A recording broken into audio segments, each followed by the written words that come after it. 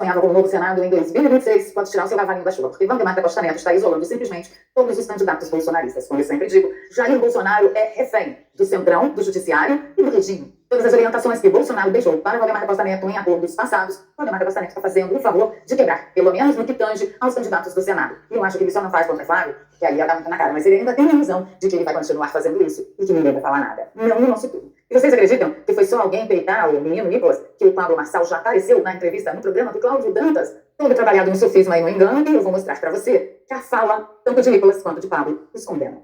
Vocês lembram do PL da misoginia que Flávio Bolsonaro votou a favor? Fica comigo até o final desse vídeo que eu vou explicar muita coisa para você a respeito desse assunto. E aí, quem sabe, a partir de agora você pare de se precipitar nas redes sociais e confia mais no nosso amigo Flávio. Também encerro a secção comentando sobre a grandeza de Jair Messias Bolsonaro. Duas notícias saíram separadas no dia de ontem e as pessoas não foram capazes de costurar as duas. Eu vou fazer isso com você. Eu acho que a gente vai falar também de economia. Você sabia que 80% dos brasileiros já se encontram totalmente endividados? E isso é um resultado direto da péssima administração do cachaça? Então, fica comigo até o final desse vídeo que a gente vai falar a respeito. Agora é hora de você deixar o meu like, rever a sua inscrição. E se você chegou por aqui, vindo do Didi Respiro ou vindo do TLTV lá do Lauro Santos e do Ítalo Lourenço, se inscreva, faça parte da família também. Bora pra cá. A única coisa que eu tenho pedido a Deus no fundo do meu coração é que guarde a minha família, guarde Flávio Bolsonaro e o presidente Jair Bolsonaro, que me devolva um país livre em que eu possa realmente falar o que eu penso e o que eu vejo. Vou comentar esse post de Luiz Inácio com vocês. Ele diz que é uma tentativa de consolidar um esquema de ultradireita nesse país que passa por colocar um fim na democracia, porque eles começam sonhando em fechar a Suprema Corte.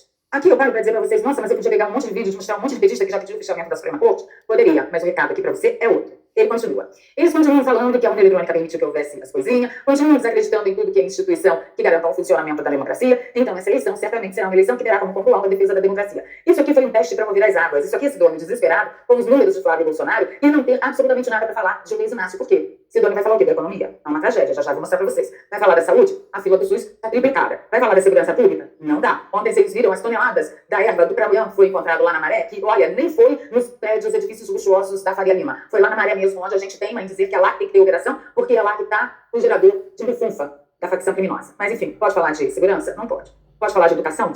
O que sobrou para Sidônio usar como mote na campanha de Luiz Inácio Cachaça da Silva? A defesa da democracia. Que é a única coisa que eles têm de registro da mídia mainstream dizendo que sim, foi uma tentativa de golpe, sim, tem todo mundo que ser preso, sim, Alexandre de Moraes salvou a democracia, o judiciário, o STF salvou a democracia. Só que isso, embora a mídia pense diferente hoje, mas todos os registros da época foram, sim, houve golpe. Então, Sidônio, de repente, mudou o mote da campanha de Luiz Inácio. Bom, se mudou, não, eu ainda não sei. Mas isso aqui foi um mover de águas. O que ele fez? Ele jogou a isca na rede social para ver como as pessoas se comportam. Mas uns dias eu trago o resultado disso para vocês. Agora eu quero falar de Galípolo, porque, gente, ele esteve lá na CPI do crime organizado, que está prestes a ser encerrada também, né? Jogada no túmulo, de onde pensam algumas autoridades do Brasil jamais deveria ter saído. Mas o que eu quero mostrar aqui para vocês é que Galípolo disse que nunca falou ao telefone com Alexandre de Moraes, mas que falou presencialmente. Ele negou as ligações com Alexandre e admitiu encontros no gabinete do ministro durante o caso Magnitsky. Se não houve registro oficial, o que o presidente do Banco Central foi fazer no STF. Cláudio Dantas fechou a questão dizendo que Galípolo se reuniu secretamente com um banqueiro enrolado, não registrou em ata seus encontros e ainda colocou em sigilo as informações sobre o Mastro. Ele deveria ser investigado e removido do Banco Central imediatamente. Mas o que aconteceu com Galípolo ontem? Ele sentou lá na CPI e está sendo ouvido calmamente pelos senadores que deveriam dar voz de prisão para esse moço. No mínimo, ordenar o afastamento dele. Mas as coisas no Brasil estão tão fora do lugar, a maioria das pessoas não percebe. E por falar em absurdo, quem esteve ontem no Cláudio Dantas? Ele, o pai de toda a picardia que Nicolas Ferreira aprendeu a fazer nos últimos tempos. Acha que vocês me perdoam? Mas aqui... Na verdade, a direita, ela é livre. Né? A direita não tem dono. Então, quando alguém quer forçar o outro a fazer o que ele quer, é um pequeno problema. A pessoa vai fazer isso, ela vai querer mostrar para o mundo inteiro que o movimento tem dono. O movimento não tem dono, o movimento tem direção. E o maior servo do movimento é aquele que serve mais gente. Então, ter ciúme do que o outro pensa, do que o outro fala, acaba enfraquecendo a direção, a causa e, principalmente, né, criando matéria para quem não é desse movimento acabar desmoronando, descascando e destronando aquilo que já foi construído. Nunca a direita teve tão forte na história, dentro do parlamento, nas prefeituras, né, os mais de 70 mil homens e mulheres públicas aí que hoje a gente nunca na história do Brasil, a gente teve tanta gente conservadora nessas posições. Vai ligar por quê? Se a direita, até a esquerda é livre. Ninguém consegue segurar a mente de uma pessoa do movimento. Quando você fala direita não tem dono, a gente colocou na caixa aqui, você me lembra o Nicolas falando.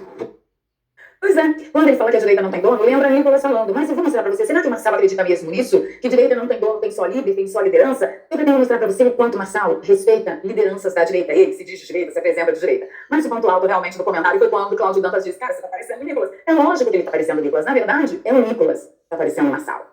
Mas antes de mostrar as similitudes das palavras, eu quero abordar algumas coisas que ele falou. Ele falou que nunca o Brasil teve tanta gente conservadora no poder, né? Deve ser por isso que a gente tem cerca de 2.000 pessoas presas injustamente, várias pessoas exiladas, um monte de gente com tornozeleira eletrônica, tudo fora do devido processo legal. Mas o Brasil nunca foi tão direitista. Pra você entender do que o Marcelo tá falando, ele tá falando da direita caçambista, da direita, PSDBista, da direita, PMDBista. É dessa direita que ele está falando. Não é a direita conservadora que você tem em mente, é de ultradireita. Essa foto foi muito famosa do Nicolas e do Pablo Marçal se encontrando lá nos Estados Unidos.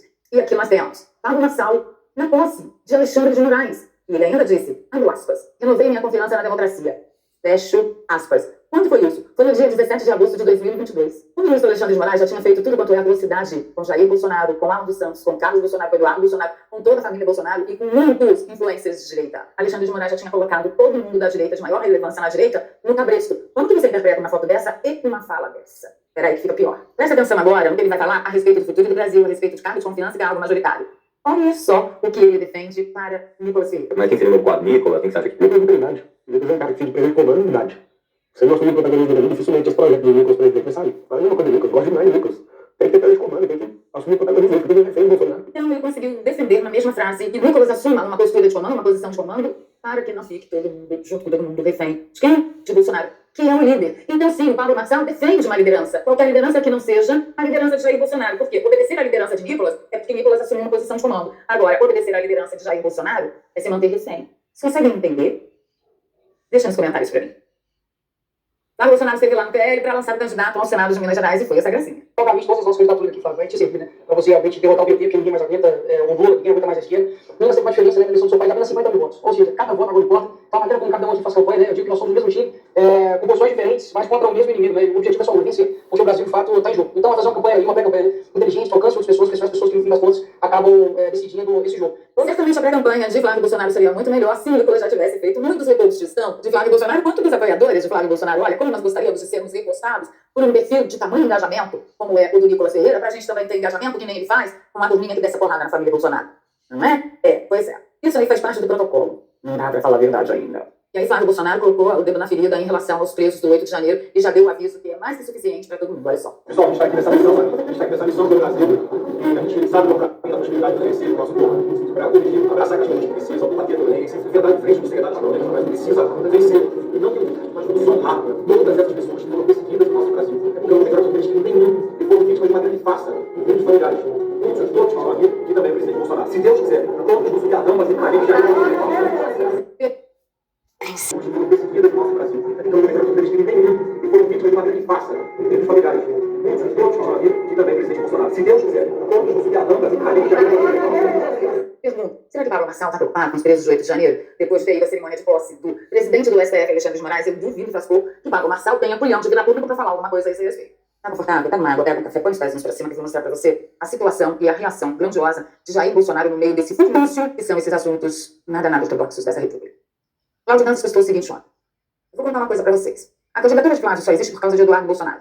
O 01 sempre foi o nome da família para substituir o pai, mesmo quando ele, o 03, dizia que queria ser candidato. Apenas para não desgastar o irmão antes da hora. Eduardo nunca tocou Tarcísio, pois enxergava no governador uma solução de acomodação do sistema. Eu acho que até aqui Eduardo está coberto de razão. Também não gostou de ser abandonado por Valdemar e pelo PL quando foi para os Estados Unidos. Eu também não gostaria. Eduardo viu seu pai ser chantageado indiretamente por ministros do STF que lhes extraíram favores eleitorais com a falsa promessa de liberdade. Lembram quando Jair lhe pediu para não criticar Gilmar Mendes? Pois é. Aquelas mensagens vazadas pela PF após uma pescaria probatória ainda com verdades sobre os bastidores do poder em Brasília. Nem sempre as coisas são o que parecem. Recomendo cautela nos julgamentos apressados. E aqui eu quero comentar com vocês o seguinte, olha. Eles extraíram favores eleitorais com uma falsa promessa de liberdade. Tipo, você vai ficar inelegível, mas eu vou deixar você solto. Mas eu vou costurar isso aqui, como o Tipo falou, o Alexandre Pitoli ontem na Verde Brasil. O que é a gestão Tarcísio?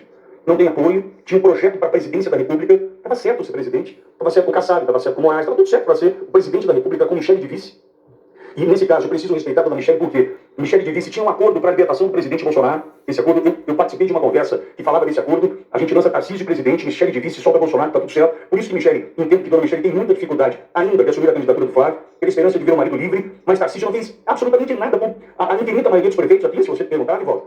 Por quê? Porque ele tinha um projeto presidente. Então era um grande projeto presidente da República, com grandes obras, entre elas uma que não foi concluída, tanto é que, veja, e que fique claro, entre Tarcísio e Haddad, você não precisa nem perguntar em quem eu voto. É óbvio que eu sou Tarcísio até debaixo d'água. Eu não critico a senhora Michele Bolsonaro, pelo amor de Deus, eu não critico a Michele Bolsonaro. Já falei inúmeras vezes aqui no programa. Todo mundo está percebendo que ela não abraçou a candidatura de Flávio Bolsonaro. A pergunta é, por que não abraçou? Agora a gente está começando a entender. Ela deve ter se comprometido em algumas ações pela libertação do marido, do homem que ela ama, do pai, da filha dela, que é de menor. Então, vamos atender ao que o Cláudio Dantas falou? Não se precipitem. Nem tudo é o que parece. E claro que eu quero comentar com vocês a Trau Librada, aqui o senhor Valdemar da Costa Neto já deu em Mato Grosso do Sul, deu em outros estados do Nordeste. Agora ele completou com chave de ouro em São Paulo. deu um chute na bunda dos candidatos ao Senado de Jair Bolsonaro para colocar quem? André do Prado. Inclusive, a Revista Oeste comentou que Valdemar está isolando bolsonaristas. E aproveitando que a gente está falando de Senado, de oportunismos e tal, deixa eu comentar com vocês a respeito do PL e da misoginia, que Flávio Bolsonaro votou a favor, mas que a maioria das pessoas realmente se precipitou em dizer: ai meu Deus, por que Flávio votou nesse absurdo? Vamos conversar aqui comigo, que destrinchando a gente entende direitinho. Existe uma estratégia de enterrar projetos que são pauta-bomba e que ninguém quer votar e nem ninguém quer dizer não, porque sabe muito bem que a esquerda fará mau uso do não que deu ao projeto. E mais ou menos foi isso que aconteceu com esse projeto da misoginia, que a propaganda era que ia proteger mulheres, mas que no final das contas, o texto que menos fazia era proteger mulheres. E por que eles tentaram meter este projeto agora, na pré-candidatura de Flávio Bolsonaro? Porque se Flávio Bolsonaro dissesse não, eu não aprovo isso, a população brasileira que só assiste TV aberta passaria toda a campanha à presidência deste ano ouvindo: não esquecer que Flávio Bolsonaro é um misógino. E a prova disso é que ele não assinou a aprovação do PL da misoginia. Vocês entendem do que a gente está tratando? Aí o que Flávio Bolsonaro fez? Se utilizou da estratégia que chama enterra projetos. Combinou com vários deputados da Câmara e falou: olha, nós vamos aprovar aqui de qualquer jeito, vocês aí enterrem o projeto. E foi exatamente o que aconteceu. Ainda ontem, Nicolas Ferreira veio a público dizer que o projeto na Câmara está enterrado. Porque não vai ser debatido, não vai ser conversado, não vai ser votado, esqueçam esse diacho. Obviamente sempre tem um STF no meio do caminho, mas em circunstâncias normais de temperatura e pressão, geralmente, quando o projeto é uma pauta-bomba muito bomba, é assim que eles fazem para enterrar todos os projetos, que não querem nem aprovar e nem desaprovar. Vocês têm noção de quanto tempo nós tivemos projetos boníssimos para a população brasileira que foi enterrado desse jeito pela turma da esquerda no nosso Congresso? Pois é, meus filhos. Existem muito mais absurdos entre nós e o nosso Congresso que posso imaginar a nossa van filosofia. E já caminhando para o final, eu vou soltar essa matéria da CNN para você entender que a sua situação financeira não está descabelada, desequilibrada, descalibrada, sozinha. Com você, quase 80% da população brasileira. E a quantidade de famílias endividadas no Brasil alcançou um novo patamar recorde, mais de 80%. Está falando de 8 em cada 10 grupos familiares tinham alguma dívida em março. Os dados são da Confederação Nacional do Comércio. O estudo mostra que a parcela de famílias com dívidas em atraso totalizou quase 30%, é o mesmo nível de fevereiro, sendo que pouco mais de 12% não tem condições de realizar o pagamento. Tem uma dívida, não nega, mas paga quando puder. Isso acontece porque mais de um quarto das rendas das famílias já está comprometido com dívidas. Eu acho que já acabou, porque daqui pra frente esse idiota diz que as famílias estão gastando demais. Ah, mas não tem mais imposto para pagar? Não, imagina. Mas as coisas não estão muito mais caras? Não, imagina. Mas não é o juros que está muito alto, então quando a gente pega o empréstimo, a gente está pagando tudo do que seria na verdade? Não. A culpa é do povo. É sempre o povo que está pagando mais. E a culpa sempre será sua. Se você esperar o governo fazer alguma coisa por você, você está lascado, meu amigo. Você tem que dar um jeito de ganhar mais dinheiro, principalmente a possibilidade da terceira vacina mundial batendo em nossa porta. Você que acreditou que, olha, Donald Trump fez um acordo de paz e pronto, o Estreito de Hormuz está reaberto e a gente não vai ter mais problemas com diesel, tira seu cavalinho da chuva. O negócio veio ontem à noite de novo e o Estreito de Hormuz continuará fechado. E ainda desse descalabro econômico, de administração econômica que a gente tem no Brasil, nós vamos todos à bancarrota.